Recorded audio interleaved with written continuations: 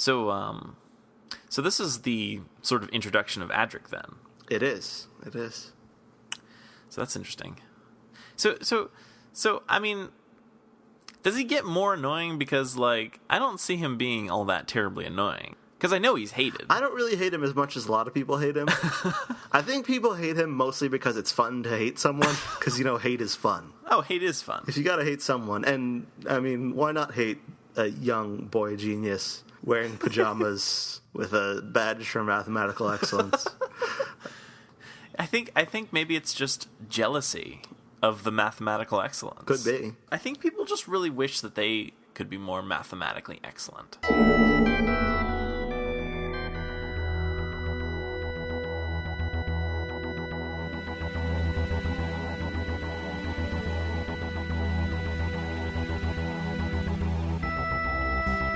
I'm Tom Dickinson. And I'm Louis Midas. And this is The Cloister Room, a podcast about Doctor Who and other things.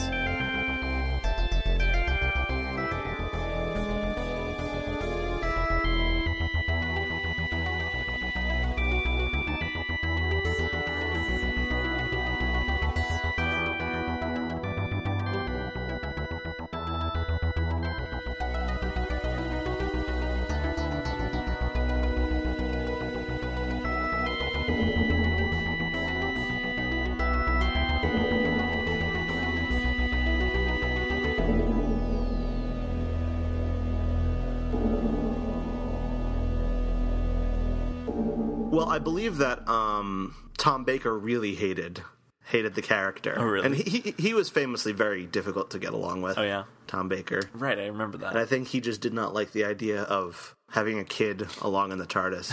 This coming from the man who thought it would be a good idea to have a talking cabbage that would sit on his shoulder and be the companion. Maybe that's deep down what he just really wanted. He just wanted it to be all about him interacting with inanimate objects. And that's probably why he left the show, because he didn't get his cabbage. I mean, it's such a small request. I mean, you just pop on over to the grocery store, get the cabbage, come on back to the set, and bingo, instant character. I mean, they did it with a mostly inanimate K9. Exactly. And he can't get across that ditch. There's this scene where he's sort of being pulled across the terrain on a string, and gets the ditch, and it becomes sad, and he can't get across. Yeah. Stymied again. Poor K9. Even the most tame of terrain is hostile for poor K9. At least it's not the beach where he goes into the water. I know that we talked about how they were kind of trying to shift away from being silly, but at points I still felt like it was kind of silly. Well, I think it's always going to be silly, if only because the special effects are so awful. True. And also because there are attempts to inject real science into it, but the science is just not good. Yeah, I really didn't understand what they were talking... I mean, like, I understood kind of what they were driving at with, like, evolution and stuff, but I didn't really... I don't know. I guess what they were saying was that the Marshmen... Marsh folk, marsh people, they were descended from the spiders. And then that the people who believed that they were descended from the people from the spaceship were actually descended from the Marshmen. But that's not really how evolution works. No, it's not. That only makes sense if you assume that, like, evolution is just everything gradually becomes more human-like. And that's just what evolution is. Which is, kind of like an idea of evolution that might have been what people thought a very long time ago, but it's not true. So they were injecting science, but it wasn't really real science. Yeah. Pseudoscience, if you will. The most boring of pseudoscience, really. Well, another piece of pseudoscience, or science, or whatever you want to call it, that was present in this story was E-Space. Right. It's one of those things that, kind of like the tachyon stuff from the Leisure Hive, is sort of vaguely based on something resembling real science, but isn't explained very well and doesn't necessarily make all that much sense. I thought it was nifty. I mean, I liked the idea that they were sort of in this sort of, not really parallel, but kind of alternate space, I guess, or something. I don't really know. Yeah. Once again, it wasn't really described very well, but I liked that, kind of. Yeah, and I kind of liked the explanation surrounding how they think they're on Gallifrey because they've come to a planet with the same exact coordinates as Gallifrey, except they're all negatives. Right. And the TARDIS isn't really built to acknowledge negative coordinates, and so that's why there's all this confusion. Yeah, that's pretty nifty. There's on the DVD for this story, there's a little mini documentary explaining a little bit about the science of parallel universes. Oh, really? Yeah, it has nothing to do with anything, really. Right, because it wasn't a parallel universe. The little mini documentary, it's about 15 minutes long, I think, and it talks about various scientific theories relating to other universes, and that involves parallel universes, that involves, antimatter universes, that involves various different ideas of other universes, none of which have, A, very much to do with each other, or B, very much to do with this story. Right. But yes, this is sort of part of the whole let's bring science into Doctor Who thing that the script editor Christopher Hamilton Bidmead was going for. Well, I mean, it was interesting, I guess.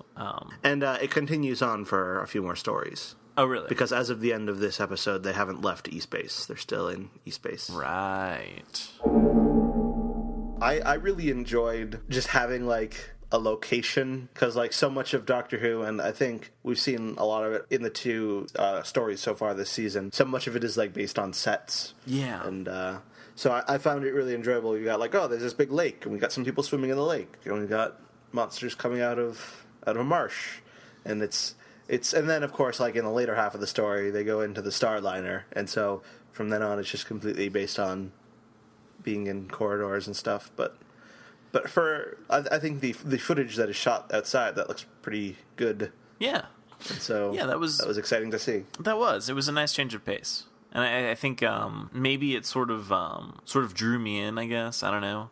It was very different from the corridors and stuff that we'd seen. Even the stuff that had been outdoors in the previous, I'm thinking of Meglos. I don't know if it was a set, but it was it seemed kind of fakeish. I think it was a set. Yeah, that would make sense. Whereas this seemed very much real, which it was real. So I guess that helps. While I was watching the story, I watched it with the information text, which is a feature on the DVDs where it uses the closed captioning feature, but instead of saying the dialogue that the characters are saying, it's like information about the production interesting. Of the story. And one of the things they mention is for the location filming, even though it looked real, they had big giant lights with colored tints on them that gave it a somewhat like otherworldly look. And there were doves that appeared in the scene where the TARDIS lands, and all those doves were painted.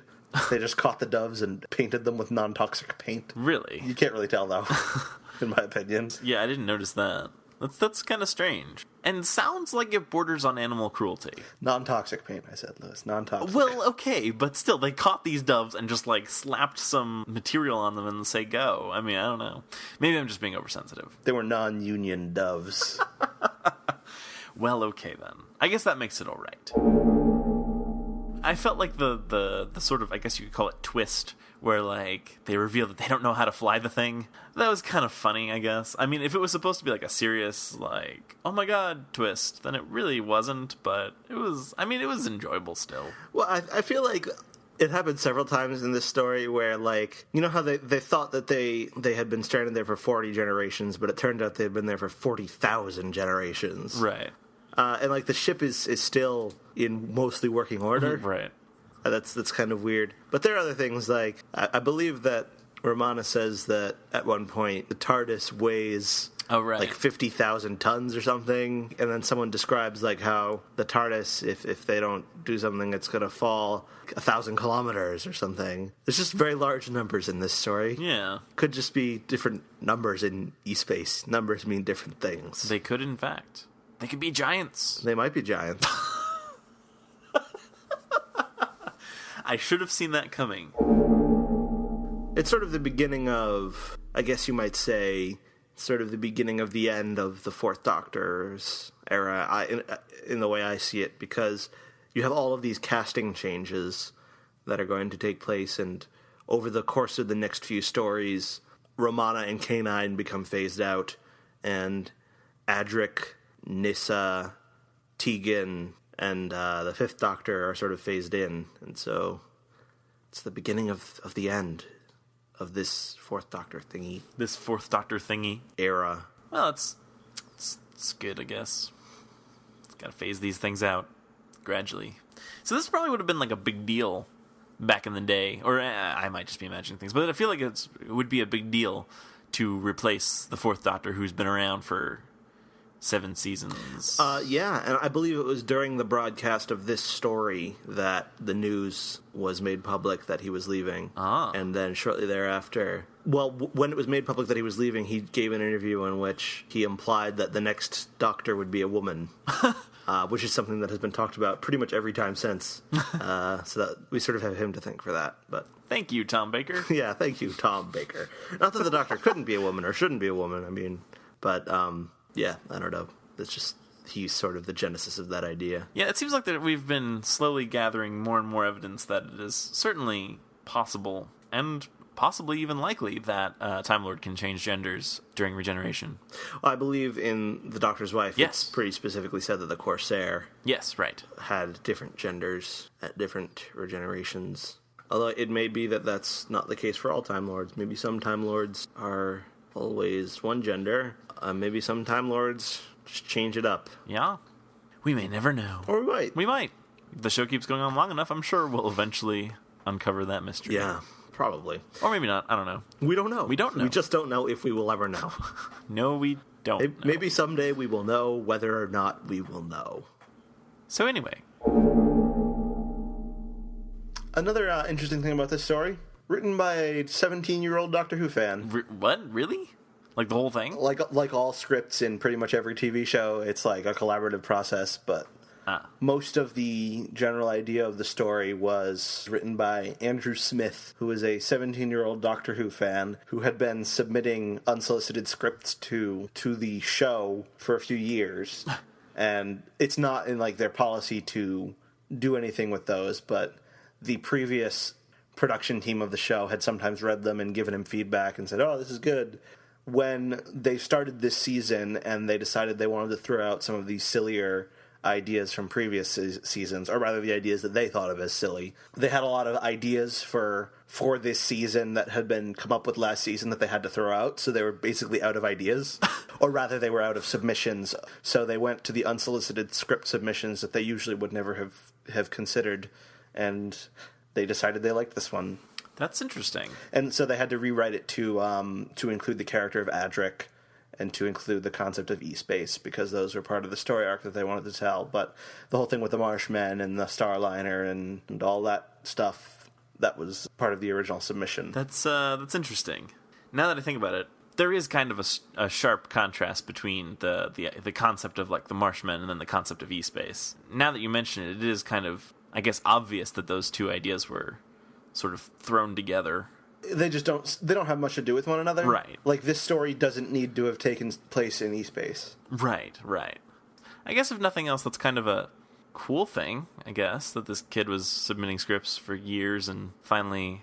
The moral of the story is that perseverance pays off. Sometimes. Yeah, sometimes. If the writing staff throws out a bunch of ideas and they're left with nothing, they'll look at yours. Yep. But whatever happened to this kid? Was it Andrew Smith? I think he did end up writing a Big Finish Doctor Who. Really? It was in the past year or two. Oh. Or maybe more than that, but fairly recently. He also wrote the novelization of this story. Well, that's probably a good way to save money. Well, yeah, and apparently he did not agree with some of the changes that had been made to his script. And so in the novelization, he wanted to reverse some of those changes. Oh, yeah? Did he hate Adric as much as everyone else? I don't think he hated Adric. I think he just... His original draft prominently featured a subplot about the Deciders trying to learn how to fly the ship. Oh, yeah. They didn't know how, whereas in the final version... The Doctor just sort of tells them, press the green button, and then they do. Yeah, I feel like that should have been obvious from the get-go. And he also included an epilogue where the Starliner, they crash on another planet and it all happens all over again. Oh. But he was told to take it out, and he did. All of this has happened before, and all this will happen again. Those Deciders sure were dumb. They didn't do much deciding, did they? That's what we call irony.